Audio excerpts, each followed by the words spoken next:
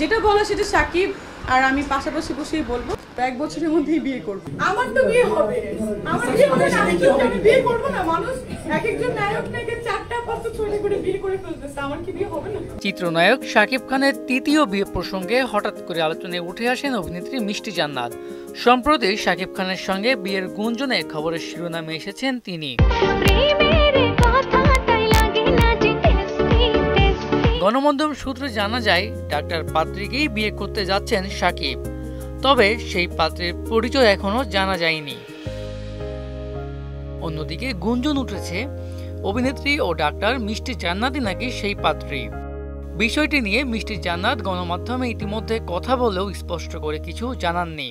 সাকিব খান তো আপনার খুব কাছের, তো এটা কি আপনার সাথে কি না আমি জানলেও এখন আসলে এটা খুব বলতে চাচ্ছি না। আর নায়িকার এমন ধোঁয়াশা রাখা কথাবার্তায় খেপেছেন অভিনেতা ও উপস্থাপক শাহরিয়ার নাজিম জয়। এত চলচ্চিত্র প্রধান নায়িকা আপনি, কেউ আপনাকে চিনে না, আপনি প্রধান নায়িকা, কিভাবে সম্ভব?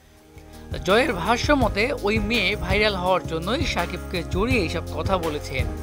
শাকিব খানের সঙ্গে বিয়ে হলেও সেটা টিকবে না। এদিকে জয়ের এমন মন্তব্যে ক্ষুব্ধ মিষ্টি জান্নাত। জয়ের বিপক্ষে প্রশ্ন রেখে নায়িকা জানান, এটা উনি কিভাবে জানলো, কিভাবে বললো, এটা আমার প্রশ্ন। আমাকে অফ স্ক্রিনে চুমু দেওয়ার চেষ্টাও করেছেন জয়। চিত্রনায়িকা আরো বলেন, যদি সে সিনিয়র না হতো তাহলে তাকে ধরে থাপড়াতাম।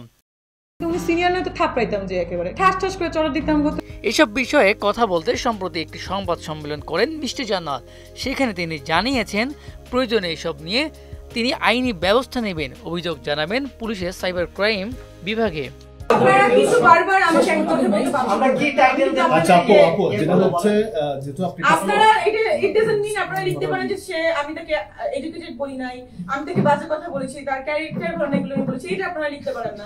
আপনাদের তো আমি এই অধিকারটা দেইনি, আমি তাহলে আপনাদের এগেইনস্টে মামলা করব বা ব্যবস্থা নিব।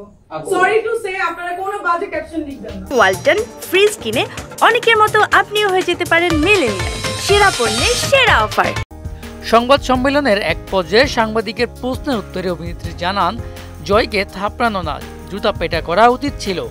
শাহরিয়ার নাজিম জয়ের অনুষ্ঠান প্রত্যেক শিল্পীর বয়কট করা উচিত। সে আমাকে একটা ভিডিও পাঠিয়েছে যে কুকুরের কাজ কুকুর করেছে, কামড় দিয়েছে, আপনারা মনে শুনেছেন।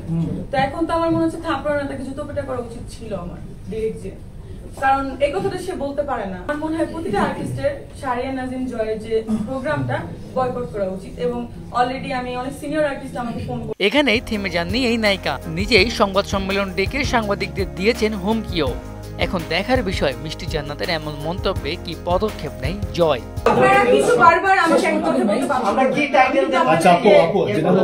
আপনাদের তো আমি এই অধিকারটা দেইনি, আমি তাহলে আপনাদের এগেইনস্টে মামলা করব বা ব্যবস্থা নিব।